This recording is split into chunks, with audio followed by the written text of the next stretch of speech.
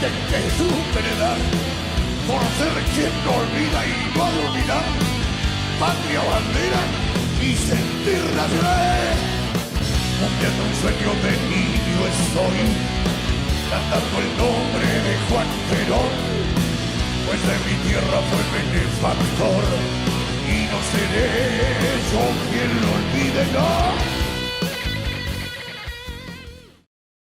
Bueno, buenas tardes. Comenzamos nuestro 10º programa y nos parece necesario una pequeña reflexión antes de pasar a la entrevista, que es la gran cantidad de bombas de humo que se tira permanentemente desde el gobierno y a su vez desde la oposición. Y las bombas de humo se tiran siempre para permitir el paso de otras cosas, ¿sí? Este conflicto diplomático con España, por ejemplo, ¿no? Oculta de que los verdaderos problemas que tenemos el pueblo argentino no se ha resuelto ninguno, ¿sí? Ha crecido la desocupación, hay déficit, no hay déficit, pero se pagan sumas tremendas de interés de la infame deuda externa, hay un proceso acelerado de desindustrialización, ¿sí? Y estos problemas no se resuelven.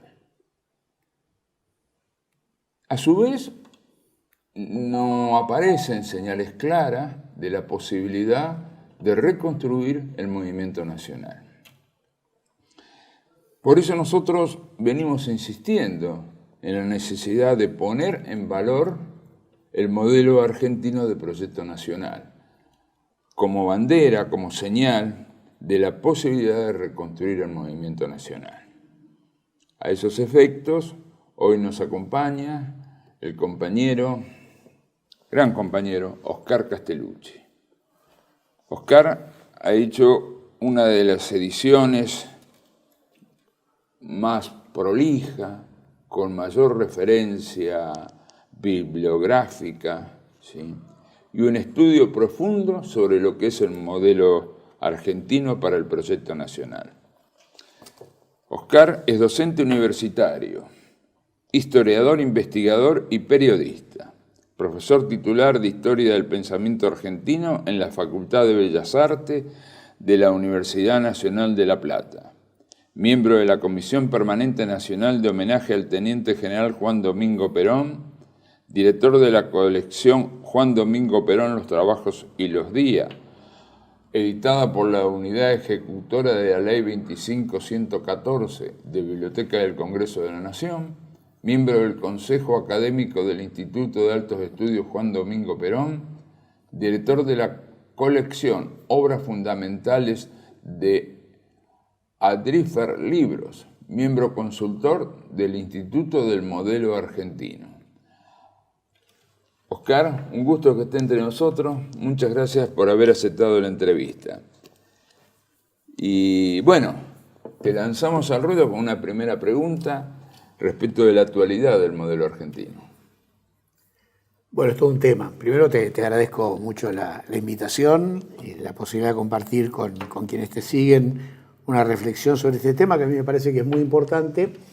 Y la pregunta que me haces, bueno, da para todo el programa porque no es sencilla, en el sentido que el modelo argentino para el proyecto nacional que Perón produjo hace 50 años, han pasado 50 años de entonces hasta ahora, es bifronte en el sentido de que por un lado tiene plena vigencia y por otro lado necesita actualización. Vos me vas a preguntar cómo es esto.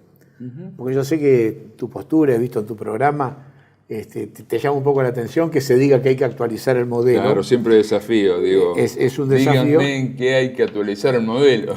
De eso vamos a hacer, si querés, el programa hoy. Bueno. Y vamos a conversar. Perdón, nos acompaña el abogado Carlos Gurner, que ya hace un par de programas nos viene acompañando en la conducción. Así que, Carlitos, intervení cuando gustes. ¿Cómo no? Te decía, parece sorprendente, pero me parece un poco la reflexión que tenemos que hacer en torno a esto, es que el modelo está plenamente vigente. Yo creo que es... Hace poquito integramos con compañeros de UPCN una mesa en la Feria del Libro que se llamaba justamente Modelo Argentino para el Proyecto Nacional, un desafío a futuro. Y esto indica, bueno, claramente la vigencia de lo que es el modelo. En realidad sigue siendo, es un desafío a futuro, pero paralelamente exige actualizarse. ¿Por qué? Porque tenemos que saber qué es el modelo argentino. Todo el proceso de investigación que tuve oportunidad de realizar ya hace mucho tiempo, que está plasmado en este libro que vos mencionabas, me llevó a interiorizarme, a buscar una respuesta a un interrogante complicado, ¿no? ¿Por qué Perón había escrito el modelo, digamos? No es fácil encontrar las razones de por qué un autor escribe un libro, cómo lo escribe, con la dificultad además que presentaba de que el modelo argentino es en realidad más que un texto, que un relato, es un material programático, claramente es un documento político. Y como todo documento político, en su hechura no está producido individualmente por Perón sentado en una máquina escribiendo, sino que es producto de un equipo de trabajo. Sí. Digo, este es el primer elemento que yo quiero rescatar y que quiero marcar específicamente, ¿no? De que es un texto programático y de que es... y también te puedo explicar las razones por las que pienso que es así. Es una botella que lanzó al mar del futuro Perón hace 50 años. A principio, el modelo está escrito, producido, si querés, para ser más estricto, en la última etapa de la vida de Perón, en el año 74. Entre enero, en realidad entre febrero y junio, mayo, el lanzamiento, junio del 74. ¿Por qué digo que en parte es una botella lanzada al mar del futuro? Porque Perón tenía en aquel momento, y eso me llevó gran parte del trabajo de investigación, severos problemas de salud, que quienes fuimos contemporáneos de aquella época desconocíamos completamente. Totalmente. Vivíamos en un limbo que nos planteaban la Secretaría de Informaciones diciendo que tenía una gripe, una leve indisposición. Y en realidad Perón el 20 de noviembre, creo, el 21 de noviembre del 73, había tenido un edema de pulmón que le había dejado secuelas irreversibles. Y como esto después lo certifican quienes fueron sus médicos, como Tayana, como Pedro Cosio. Y Perón lo sabía. Perón además siempre le interesó el tema de la medicina, siempre dijo que si no hubiese sido militar hubiese sido médico, pero más allá él tenía una percepción, uno tiene una percepción de sí mismo, de su finitud, en un momento crítico como ese. Es decir, Perón necesitaba dejar ese testimonio y se fueron generando las circunstancias para que pudiera hacerlo. El modelo tiene, lo que digo yo, un alma pater, tiene alguien que fue la polea de transmisión en la ejecución de esa idea de Perón de dejar este testimonio, que fue el coronel Vicente Damasco. Claro. El coronel Damasco había sido el jefe de granaderos a caballo, jefe de la custodia de Perón, a partir del 20 de junio del 73, y había entablado una relación incluso personal y afectiva con Perón, hasta tal punto que hay una serie de hechos que es interesante mencionar para después llegar a la interpretación final, y es que cuando llega el fin del año 73 y llega el momento de los movimientos de los militares, que se les asignan nuevos destinos, ante la posibilidad de perder el contacto con Damasco, entre Perón y Damasco, claro. Perón lo designa secretario militar, el 1 de enero del 73. Ese es el primer acercamiento que él hace con Damasco y lo lleva a estar en una situación que también es particular y determinante para la elaboración del modelo, y es que los problemas de salud de Perón vuelven a agravarse a fin de año, y cosa que uno lo sabe cuando luego investiga esto, pero en ese momento no tenía conciencia. Perón vivió hasta el 31 de diciembre, hasta el 1 de enero, para ser más estricto, del 74, en Gaspar Campos, en la residencia de Gaspar Campos, en Vicente López, y ahí atendía incluso las cuestiones de Estado, los asuntos de Estado. 73. Hasta el 1 de enero del 74. 1 de enero del 74. Perfecto. Vuelve a tener problemas físicos importantes, arritmia cardíaca, y entonces hay que trasladarlo a la Quinta del Olivo, porque ahí hay un equipo médico, que era el equipo médico cardiológico del Hospital Italiano, que lo va a atender en mejores condiciones que en el domicilio particular. Y en ese lugar y en ese momento se produce, digamos, el encuentro de los elementos que van a desembocar en la producción del modelo. Su aislamiento en la Quinta Presidencial de Olivos, la presencia de Damasco, a quien él nombra secretario militar y le asigna un espacio dentro de la Quinta Presidencial. Un chalet, ¿no? En el chalecito, donde ellos se juntan. Y comienza ahí a fluir la idea de gestar esto que Perón quería dejar y que él mismo denomina en el prólogo lo que sería la última actualización de la comunidad organizada. Es decir, la última síntesis de su pensamiento. Producto de 30 años. Su mandato a futuro. Claro. ¿Por qué? Porque estaba el tema de la finitud, de la conciencia de la finitud y la necesidad de transmitir este mensaje. Damasco es la polea de transmisión. Bien. Se reúnen, Damasco no puede, incorpora un pequeño equipo donde estaba a conocidos de él. Damasco era docente en las universidades, en la Universidad de El Salvador, en la Universidad de Tandil también, lo que era en aquel momento la Universidad de Tandil, incorpora al doctor Ángel Fortunato Monti y al licenciado Ricardo Cataldo Crispino con un pequeño equipo donde se junta con él y primero brumosamente empiezan a hablar de una idea que tenía Perón, pero rápidamente percibe que no le daba el tiempo, que era la necesidad de reformular el Estado. Claro. Porque era un metodólogo, además, sí. Damasco. Monti ya había escrito, uno de los dos que habían escrito sobre el Proyecto Nacional. Y ¿no? Monti es el que el año anterior, en el año 72, había editado un libro que se llamaba Proyecto Nacional, Razón y Diseño, y es en realidad el motor ideológico de la forma definitiva que va a asumir. También había nombre del... Barsaski. De las ciencias duras. Sí, Barsaski, ¿no? Sí. Exactamente, Oscar Barsaski. Sí.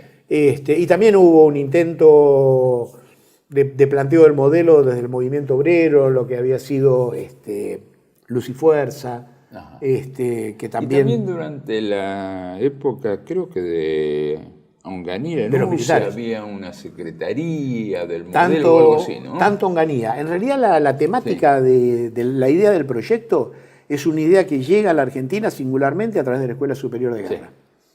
Sí. Y de ahí que... Eso que nombra Fernández Pardo, el proyectismo, que también tiene alguna raíz en los militares brasileros también, ¿no?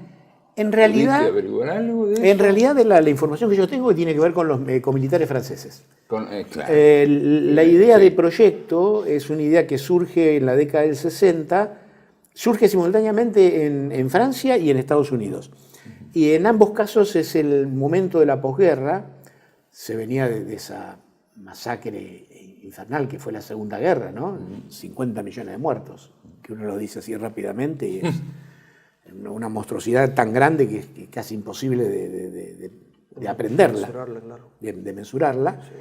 Sí. Surge la idea de lo que se llamaba la prospectiva, que era trabajar sobre determinados modelos que no dejasen librado el desarrollo a la espontaneidad que había terminado como terminó con la guerra, ¿no? Entonces una etapa en que los militares norteamericanos y los militares franceses se dedican a esta temática y llega a la Argentina, eso es parte del trabajo de investigación, en realidad llega a la Argentina esto por la vía francesa, no por la vía norteamericana. Porque en la época de Frondizi hay un periodo en los cuales se reorienta la formación de la oficialidad del ejército argentino hacia el modelo francés, de los cuadros hacia el modelo francés, y traen, importan de alguna manera oficiales que junto con con las ideas de organización propias del ejército, traen este nuevo mundo de lo que se llamaba prospectiva. Ahí nace. Y en realidad, volviendo al tema, el que le impone, no impone, el que sugiere, el que viabiliza la idea de proyecto nacional en ese equipo que se empieza a reunir en la quinta presidencial de Olivos es Monti, que había sido el autor de ese libro de tapas azules, me acuerdo. Sí, y te agrego otra particularidad, que también es muy importante para entender el contexto en el cual se produce el modelo. Perón, durante 104 días, desde el 2 de enero del 74 hasta mediados de abril, prácticamente no sale de la quinta presidencial de Olivos. Tiene una sola actividad externa, que es una actividad en el Teatro Colón, donde le entregan había sucedido el hecho terrible del copamiento de Azul por parte de Lerp, y entonces él va al Teatro Colón a entregarle las insignias a los nuevos oficiales del Ejército, de la Armada y de la Fuerza Aérea. Es su única salida. Él está enclaustrado. Son datos pocos conocidos eso de la habitualidad de Perón por esos días, ¿no? Bueno, es que este es el contexto que permite construir el modelo. Cuando la idea avanza, cuando esta idea va avanzando, va tomando forma, Perón toma una decisión política, y esto acá es documental, no es interpretativo. A mediados de febrero del año 74, descrea la Secretaría de Gobierno, que no existía, y designa a Damasco secretario de Gobierno, a Ángel Fortunato Monti, subsecretario de Gobierno, y al licenciado Ricardo Cataldo Grispino como director general. Ahí nace el modelo. El trabajo, cuando uno se dedica a investigar un tema, digamos, evidentemente tiene que tener una capacidad de búsqueda, pero además tiene que tener una capacidad de recepción, porque cuando uno empieza a moverse en un tema, empieza a llegarle mucha información. Dentro de esa mucha información que me llega de un modo casual, recibo un texto, una carta que Perón le dirige a Damasco diciéndole cuál es su función, cuál tiene que ser su función como secretario de Gobierno que lo había designado. Y te lo leo porque en esa carta, que es del 19 de febrero, pocos días después que lo designa, el 74, es asistir al presidente de la Nación en la formulación del modelo argentino y asistir al Poder Ejecutivo Nacional en la versión gubernamental del proyecto nacional. Un mandato puntual. Es un mandato político. Esto también va a explicar qué es lo que pasa después con el modelo. Es un mandato inexorablemente político. Claro. Crea un organismo de gobierno. La Secretaría de Gobierno designa funcionarios y le dice... Le dan la misión y función. La misión y función. Poco tiempo después, para que tengamos idea de la envergadura de lo que estamos hablando, no es un libro perdido por ahí que lo escribió como una memoria para dejar un testimonio, pocos días después crea la Comisión de Reforma de la Constitución, también nos olvidamos mucho, ¿no? Que los periodistas de ese tema, que era un tema central para Perón, que es para lo cual Perón escribe el modelo argentino. El modelo argentino tenía que ser, lo dice en el prólogo, la base para la reforma de la Constitución. No volver a la Constitución del 49, No, que era una Constitución peronista. Él sabía que ese ciclo se había terminado. Tenía que ser una Constitución que abarcara el conjunto de los argentinos. De unidad nacional. Perfecto. Digo, ¿no? Entonces, me parece... Es buena la acotación esa. O sea, Perón estaba pensando en términos institucionales, proyectando una reforma que se hace cada varias décadas, digamos, ¿no? Estaba pensando a largo plazo, ¿no? Eso es el modelo. Digo, digamos, en esta parte es donde radica lo que sería el mandato político. Es necesaria una reforma de la Constitución que se adecue al modelo del país que la mayoría de los argentinos aspira a lograr. Para lo cual, además, Perón señala los caminos. Y esta es la validez en la parte que te digo del modelo argentino para el proyecto nacional, que no puede perder ni va a perder nunca vigencia porque tiene que ver con determinados valores, que es la necesidad de un determinado modelo de democracia, que no es la democracia liberal burguesa meramente electiva. La aclara perfectamente. Que es lo que llama democracia social o democracia integrada. Claro.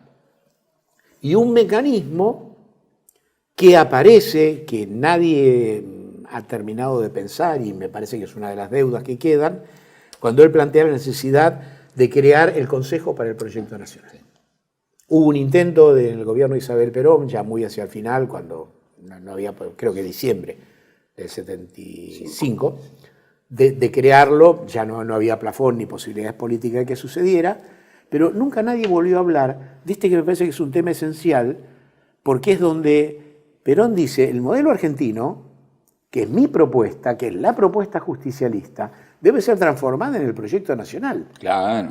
Que debe incluir la mirada de los otros, para constituir una masa crítica que nos permita que este proyecto sea viable. Claro. Y además plantea que los distintos sectores sociales, los partidos políticos y aún el ciudadano, dé su versión Exactamente. del país al que se aspira, esperando encontrar un amplio campo de coincidencia. Perón da su versión, claro que es una versión autorizada, ¿no es cierto? Bueno, totalmente es la versión, digamos, peronista, más justicialista. abarcadora de ese momento. Pero él la abre, tiene un gesto que me parece sumamente valioso y del cual hemos aprendido poco, de una gran humildad respecto a decir, esto es mi propuesta.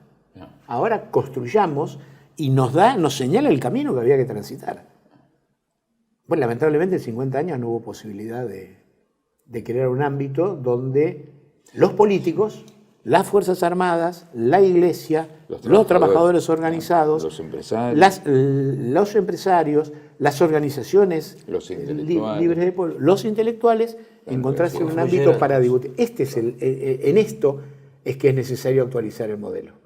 Desde este punto de vista, tenemos que crear la herramienta que nos permita construir el proyecto nacional a partir del modelo, claro, el modelo argentino. Pero ahí me parece que hay un paso previo, que es Perón puede plantear que va a convocar al Consejo desde la enorme autoridad política que él tenía en ese momento.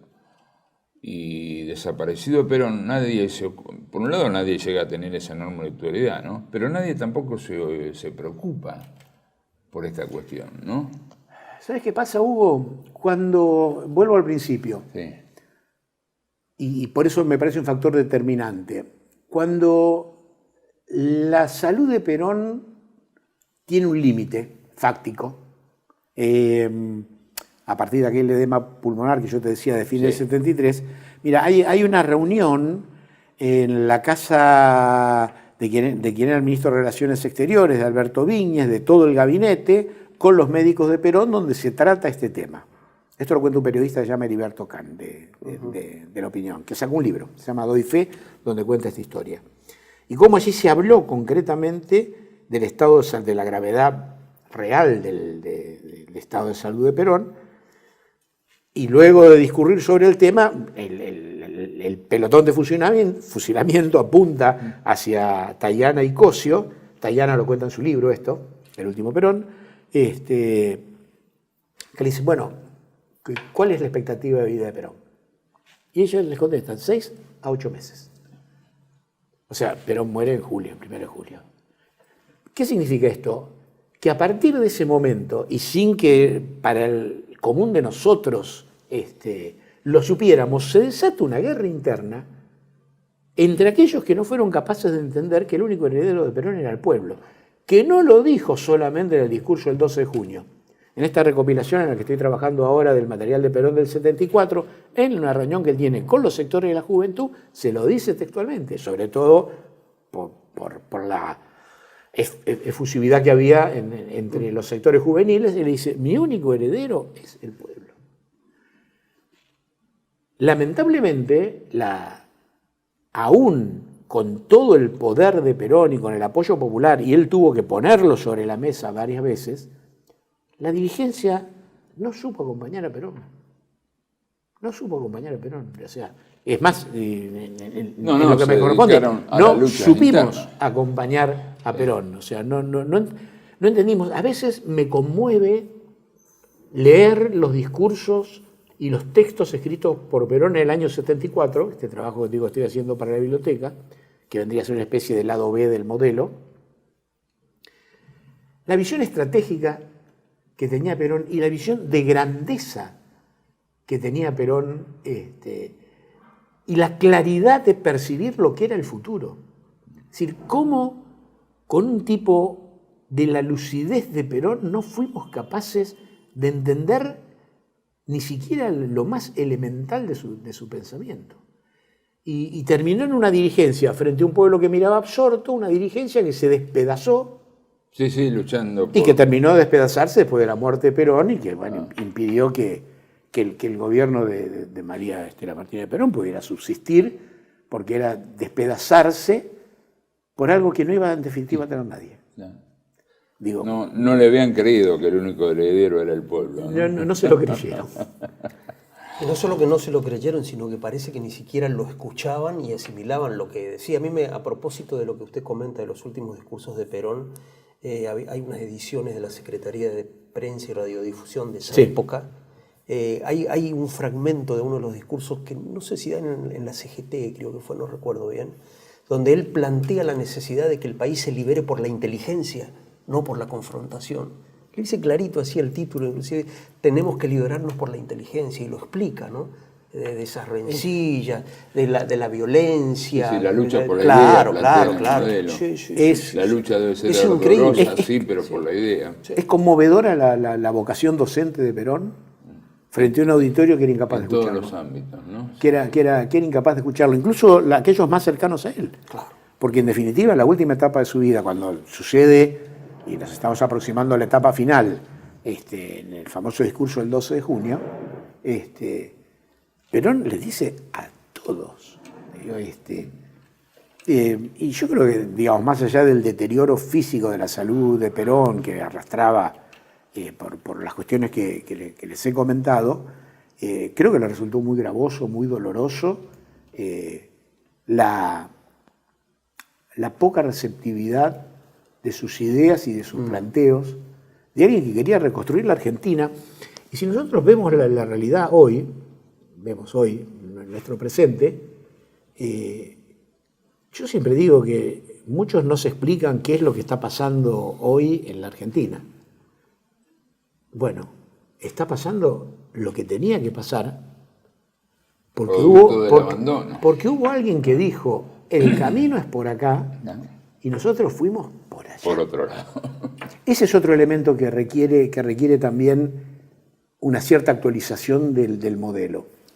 Porque no solo han pasado 50 años del momento, el modelo tiene 3 partes, que es su fundamentación teórica, una especie de diagnóstico y luego una propuesta. Hoy, no solo pasaron 50 años respecto a ese diagnóstico, sino que hemos ido 50 años para atrás. Y cada vez, en este contexto que nos toca vivir hoy, terrible, cada vez estamos volviendo más, estamos volviendo hacia la etapa preperonista. Claro. Entonces es muy difícil. Ese es el intento, ¿no? Entonces es muy difícil que la lectura simple del texto, pero este es el desafío que tenemos hoy por delante. Desde este lugar yo creo que hay que actualizarlo, no en cuanto a sus principios básicos y esenciales, pero sí en cuanto a la lectura de un presente. Primero, no fuimos capaces de entender la lectura de aquel presente que planteó Perón. Se hizo exactamente todo lo contrario. Estamos como estamos. Hoy el modelo argentino sigue siendo un desafío a futuro, pero a partir de este presente que tenemos hoy. Digo, por eso me parece bueno reflexionar sobre esto, porque a veces yo tengo la sensación de que siempre tenemos capacidad de ver la paja en el ojo ajeno y no la viga en el propio. Esto lo digo incluso desde lo político, ¿no? Cuando Perón nos decía, dejémonos de ver aquello en que nos diferenciamos. Claro, busquemos aquellos puntos en las coincidencias.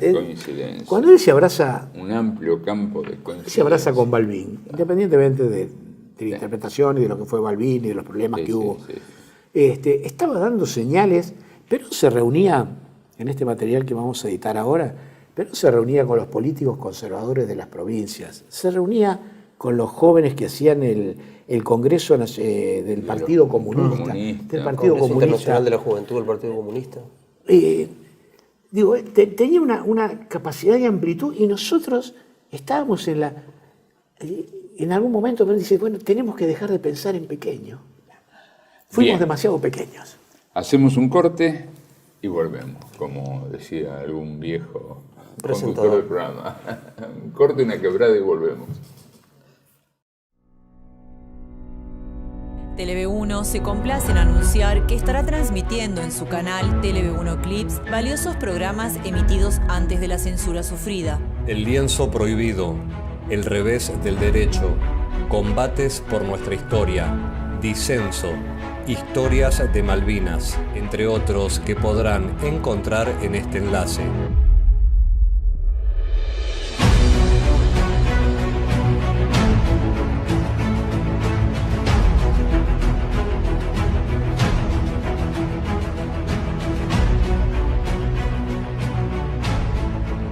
Agradecemos su aprovechamiento y difusión.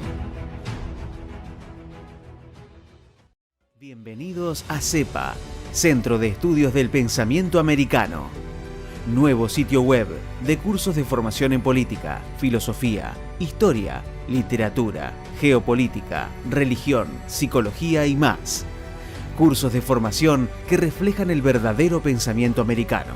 Lo invitamos a elegir el curso de su agrado ingresando en www.cepa.la.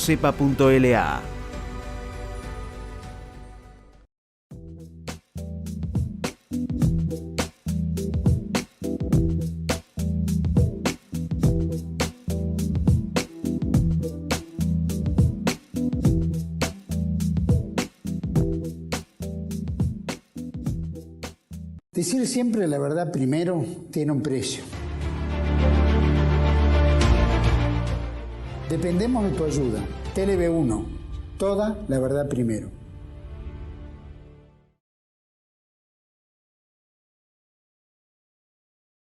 Bueno, la segunda parte. En el medio hemos estado conversando con Oscar su trabajo en la Biblioteca del Congreso. Ya está jubilado, pero sigue aportando allí sobre textos del general Perón. ¿Podés contarnos algo de eso que estás trabajando ahora? Que después volvemos sobre el modelo, pero... Sí, bueno, el modelo fue un poco el origen, como charlábamos previamente, fue, digamos, el primer volumen que editamos, que llevó todo el tiempo de investigación, casi de 3 años, hasta que en el 2005 hicimos la primera edición del modelo, en el 2015 la segunda, y después continuamos con la edición de una manera un poco anárquica, porque no seguimos un criterio cronológico, sino que fuimos avanzando por donde nos daba el material que disponíamos. Porque quiero remarcar también esto, ¿no? Es importante difundirlo, el desprecio que tenemos por nuestro acervo documental, particularmente en el peronismo, ¿no? Que tengamos que decir que la Universidad de Stanford en Estados Unidos es el mayor reservorio de material de Perón, creo que es... Habla mucho de eso. Habla de ese tema. Entonces, por suerte tuvimos un vínculo con la gente de la Universidad de Stanford y con el área que maneja los papeles de Perón. Pudimos acceder a la documentación, pudimos acceder directamente a ella, eso nos llevó a disponer de una cantidad de material muy interesante. A partir de ese material, por ejemplo, hicimos una edición muy, muy buena de Latinoamérica Oro Nunca y La Hora de los Pueblos. Todo nuestro material está disponible gratuitamente en la página de la Biblioteca del Congreso de la Nación. Vos entrás a la página de la Biblioteca del Congreso, pones BCN, y si querés ver, pones BCN Modelo Argentino, te aparece nuestro texto. BCN La Hora de los Pueblos, te aparece nuestro texto. Entrando a la página. Esto es muy importante porque es un trabajo que lo hacemos y lo venimos haciendo hace 20 años con ese criterio, ¿no? Claro. No es una empresa, no es un emprendimiento comercial. ¿Y ahora estás trabajando? Y ahora puntualmente estoy trabajando en la recopilación del material que produjo Perón en el año 74. Son discursos, entrevistas, documentos. Que es todo material en paralelo al modelo. En paralelo al modelo, cuando no trabajamos textos, obra de Perón, conducción política, la comunidad organizada, tenemos un criterio que a mí me parece que es muy valioso sobre todo para el lector, para quien quiera acceder, Y es que todo el material nosotros lo ordenamos cronológicamente. O sea, cuando trabajamos con entrevistas, correspondencia, discursos, documentos, lo ordenamos cronológicamente. Nos parece que en vez de separarlo por tipo de material, los documentos con los documentos, nos parece que el seguimiento cronológico permite una mirada interesante. Mucho más realista también, ¿no? Porque Te permite seguir la evolución la de- idea. claro. Te permite, a mí me parece que es bueno, Así valioso. que estás trabajando Y trabajamos con mucho, digamos, Perón del 74. con un criterio que es respetar las fuentes. Hay un manoseo del material y de la fuente de Perón que es extraordinario, que para el lector corriente no es visible, pero creo que desde el punto de vista académico creo que Perón merece otro tratamiento que tratamos de darle con rigurosidad en las fuentes, bueno, ver dónde se cita, cómo se cita, respetar cómo fue, ver en dónde está publicado, cómo está publicado. Y después hacemos una cantidad de notas a pie de página que vamos contextualizando toda la información que de algún modo contiene ese texto para que el lector pueda, si quiere, complementar la mirada y enriquecer con la mirada de contexto, con el aporte de información, creyendo en la capacidad del que lee. Porque una de las cosas que a mí siempre me fastidió y me molestó particularmente es la segmentación de Perón, ¿no? Es decir, tomo de Perón aquello que me interesa. Entonces, me gusta esta frase, me gusta este discurso, este no me disgusta. De este publico un pedacito que es la parte que me gusta y aquella que no. Sacarlo del contexto, del tiempo. Con lo cual yo no invalido, pero me parece que Perón merece, independientemente de las posturas que cada uno pueda tener como investigador o como lector, de tener todo lo que es el material que produce Perón, y por eso el ordenamiento cronológico nos parece Claro. que Excelente criterio. ordena mejor el material. Perón, públicamente, yo tengo solo dos referencias que hace mención al modelo, ¿no? El discurso del 1 de mayo por la mañana y el discurso del 12 de junio por la mañana.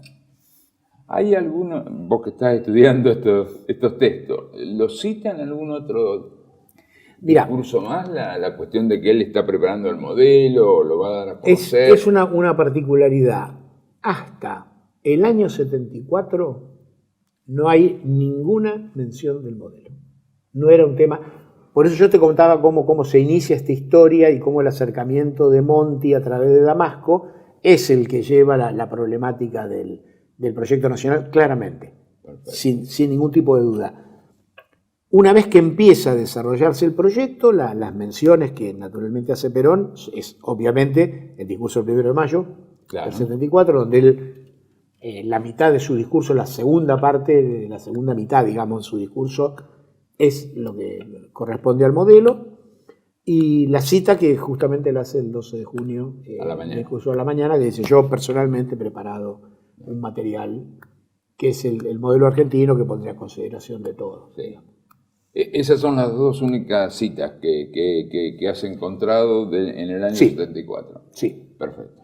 Sí, lo teníamos presente y en muchas ediciones aparecen en muchas ediciones del modelo Sí, sí. aparecen estos dos discursos, ¿no? Sí, porque en general son aquellos que ha habido, bueno, como con la obra de Perón, ha habido una especie de absurdo de algunos que han pretendido negarle la autoría del modelo a Claro. Perón, ¿no? Bueno, qué sé yo. Es decir que el sol no existe, por ejemplo. Sí. Es simplemente una afirmación. Hay en el trabajo de investigación, está detallado, casi te diría día a día. Es más, ¿quién pasó a máquina el nombre del suboficial que pasó a máquina los originales? Es un trabajo. Lo que sucede que, volviendo a lo que comentamos en la primera parte del programa, es una producción colectiva que se inicia de esta manera que yo te describí antes, que es con Damasco, con Monti y con Crispino, y luego, en la segunda etapa de producción del modelo, cuando ya Perón sale de la residencia presidencial, vuelve a la Casa de Gobierno, en el Salón Blanco, se reúne un grupo de personas que trabajaban sobre diversos aspectos del modelo, y Perón pasaba todas las mañanas por esa mesa, por la mesa oval que estaba ahí en el Salón Blanco, y dialogaba con cada uno de ellos, le iban comentando hasta que finalmente se hace la presentación. ¿Quiénes participaron de ese grupo, que han sido 10, 12 personas? El único conocido y notorio es José Enrique Míguez, el sociólogo, que particularmente había participado también en la idea del proyecto nacional, tanto en la época de Onganía como en la de Lanuse. También colabora. Y el resto de las personas no son conocidas, salvo un filósofo, Carlos Alberto Astivera, y un dato que encontré que fue también sorpresivo y posterior al proceso de investigación, la participación del poeta salteño Antonio Nela Castro, a quien Damasco contrata. Es decir, la producción del modelo se da de esta manera, ¿no? Como les dije a ustedes, creación de la Secretaría de Gobierno, producción del material primero con el grupo restringido, hay una presentación que se le hace a Perón el 31 de marzo del 74, todavía en la quinta presidencial. A partir de ahí viene el traslado a Casa de Gobierno, hay una reunión. Perón lo presenta el 1 de mayo. El 31 de mayo Perón lo presenta en una reunión de gabinete, que es otro elemento que me parece importante resaltar de qué punto era un documento político. Si mal no me equivoco, sí creo que es el 31 de mayo, no quiero equivocarme, sí. O sea, con posterioridad a la enunciación que él hace en el discurso del 1 de mayo de la apertura de sesiones legislativas, el 31 lo presenta en la reunión de gabinete. Ahí venía lo que comentamos, creo que fuera de aire, sí, en que en esa reunión, en que está todo el gabinete ampliado, más los comandantes en jefe de las Fuerzas Armadas, Perón saca y le da una fotocopia, en una carpetita, a cada uno de todos los que participaron de esa reunión. Ese fue el origen de la difusión del modelo, que nunca fue editado oficialmente, sino que esas carpetas fueron llegando a manos de personas que las editaron tiempo después. Por primera vez vía la CGT, claro, al poco tiempo del fallecimiento de Perón, claro, que tenían el membrete de Presidencia de la Nación. Exactamente. Es bueno también preguntarse y tratar de darse la respuesta de por qué no fue editado oficialmente. Claro. Digo, que cada uno podrá inferir y dar la respuesta, pero no solamente esto, sino que no solo lo presentó en el gabinete, sino que pocos días después, 5 días después, esto es el 31 de mayo, pocos días después, para también ver la perspectiva de los personajes que están involucrados en esta historia, vuelve a designar a Damasco nuevamente secretario de Gobierno. Lo designó 3 veces en 5 meses. Secretario militar el 1 de enero, secretario de Gobierno el 14 de febrero y el 5 de junio lo designa secretario general de Gobierno. O sea, esa es la importancia que le daba a Damasco y a la tarea que Damasco claro, yo recomiendo buscar, por ejemplo, el diario Mayoría de esta época, del 5, 6 de junio, donde Damasco explica cómo va a ser difundido el modelo. Es extraordinario, digo, porque esto también nos permite una dimensión del después. Damasco cuenta en esa entrevista que el modelo estaba siendo traducido a distintos idiomas, que iba a ser editado en distintos idiomas, que había preparado una batería de charlas que se iban a dar a lo largo y a lo ancho del país sobre la temática del modelo, porque se encaminaba a que el modelo fuera aquel instrumento sobre el cual se debatiera para construir el proyecto nacional. Y de pronto todo esto desapareció. Todo esto desapareció. Después hubo gente que tuvo esas carpetas, como pudiste acceder vos, como accedieron otros que en su momento pudieron editarla.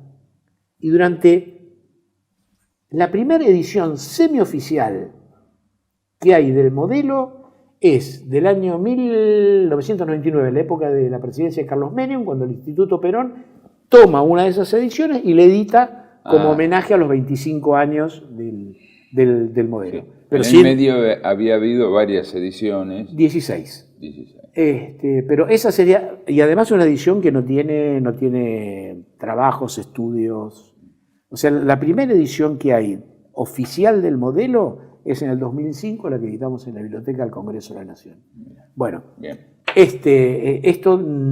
Intentar dar una respuesta a esto, de algún modo nos orienta por un lado, entender qué es lo que nos decía Perón y no hicimos durante 50 años.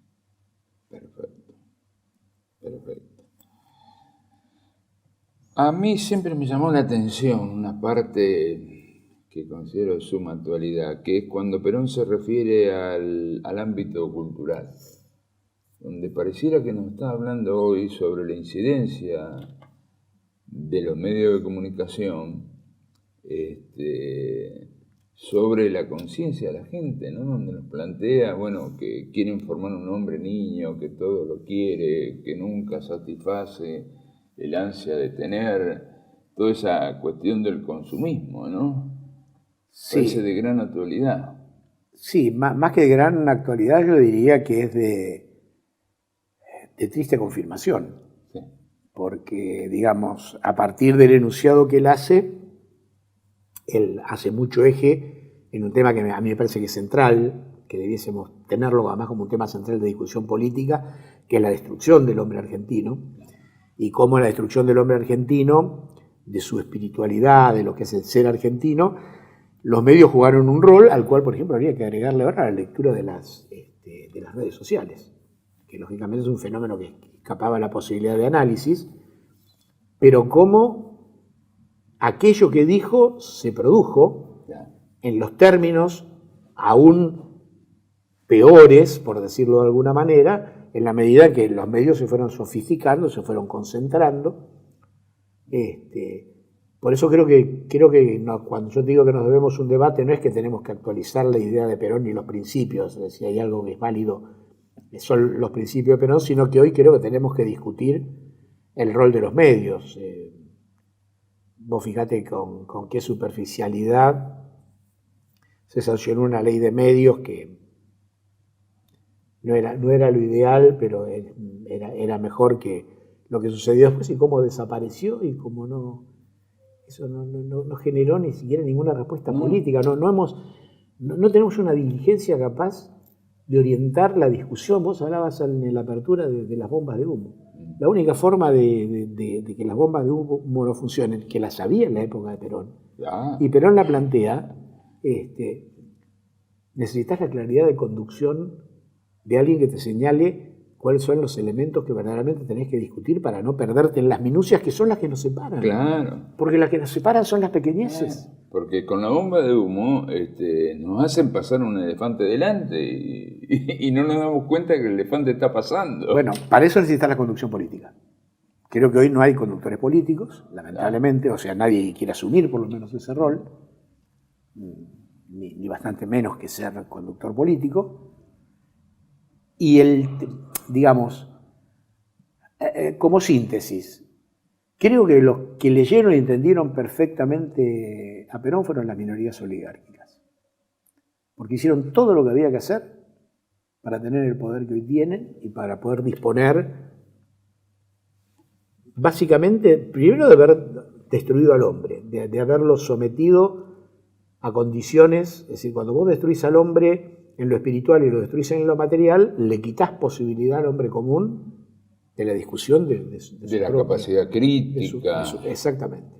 Entonces, bueno, hoy lamentablemente tiene también mucho que ver con el modelo económico, ¿no? Tiene absolutamente que ver, digamos, no es lo ese mismo modelo un obrero económico industrial que un trabajador de servicios, ¿no? Y esto lo tenía absolutamente claro el peronismo, ¿no? Cuando Isabel dice, vienen por la chimenea que levantó Perón, ahí está diciendo... Bueno, vinieron y se la llevaron, pero yo creo que uno puede modificar la realidad cuando empieza a entender desde uno mismo cuál es la realidad que tiene que modificar. Claro. Decía Gandhi, exageradamente llevado al límite, si quieres cambiar el mundo, empieza por ti mismo. Bueno, creo que es un mandato que nos queda a los peronistas, que siempre hemos tenido una gran capacidad para ver qué es lo que hace el otro mal. Bueno, veamos qué es lo que hemos hecho nosotros mal para entender qué es lo que tenemos que hacer para construir. Esto es esencial. Hay otro elemento que es muy grave, que Perón decía, bueno, estamos en la etapa de la continentalización y avanzamos hacia el universalismo. Si nosotros los pueblos no conducimos hacia el universalismo, ese universalismo que se construya no será hecho en favor nuestro. Claro. Bueno, no fue hecho. No fue hecho. Hoy estamos en otra etapa, porque Perón nos decía, en el modelo argentino, avanzamos hacia un universalismo, pero tenemos que avanzar a partir de nuestra soberanía. Bueno, eso lo hemos perdido. ¿Cómo recuperamos hoy? ¿En qué posición estamos nosotros a esa evolución, ¿no? Exactamente. Digo, es decir, en esto que te decía, no es que han pasado 50 años, que ya de por sí es un tiempo considerable, sino que de aquel punto de partida estamos 50 años para atrás.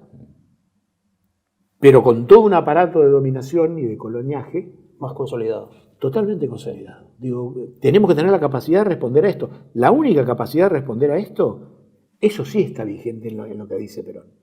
En esto de que tenemos que encontrarnos en terminar con las diferencias superficiales. Y bueno, no lo podemos entender ni siquiera los peronistas hacia nuestros propios compañeros, ¿no? Cuando evidentemente lo que tenemos que buscar es saber quién es el enemigo. Perón tenía en claro cuál era el enemigo. Cuando Perón decía tenemos que encontrarnos todos, no hablaba del 100%. No. Él hablaba del 80%, pero hay que construir el 80%. Cuando él se abraza con Balbín y señala a la Unión Cívica Radical, bueno, veamos qué pasó de aquel momento del abrazo de Balbín, en qué nos transformamos nosotros y en qué se transformó la Unión Cívica Radical. Digo, porque acá todos tenemos que hacer. Como también la Unión Cívica Radical volvió al 45. Claro, bueno, digo, si tenemos la capacidad de ver esto, es que qué nos pasó, qué responsabilidad tuvimos en esto y cómo volvemos. Gorilaje como había sido antaño. ¿Cómo volvemos a construir? ¿Cómo tenemos que buscar objetivos pequeñitos? Pequeñas, muy pequeñas cosas que nos permitan construir juntos.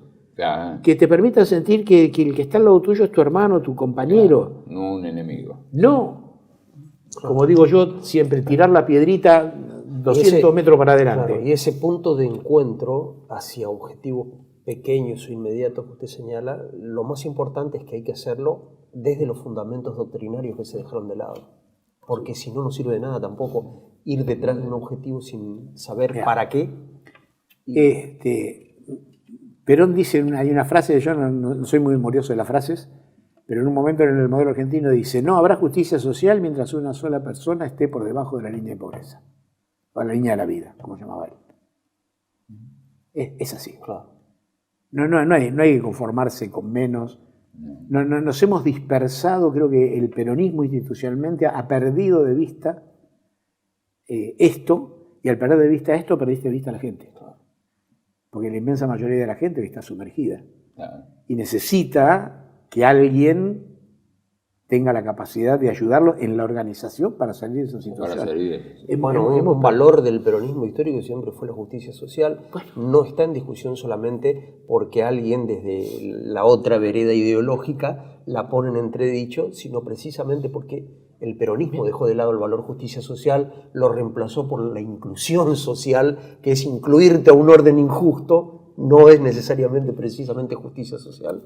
Y bueno, yo digo, en esto de tener las cosas en claro y en la medida que charlamos como amigos, como compañeros, para saber de qué lado está cada uno, yo no sé qué pensás vos profundamente o de muchos temas, o vos, Hugo, pero yo tengo en claro una cosa. Hoy funge como presidente alguien que dice que la justicia social es el origen de todos los males de la Argentina. Ese es mi enemigo. Claro. Sí, totalmente. Claro. De ahí para abajo vemos, hasta estoy dispuesto a incluir lo que decías, lo de la inclusión social. Bueno, es imperfecta. No es lo necesario. Porque la justicia social, como la entendemos nosotros, es otra cosa.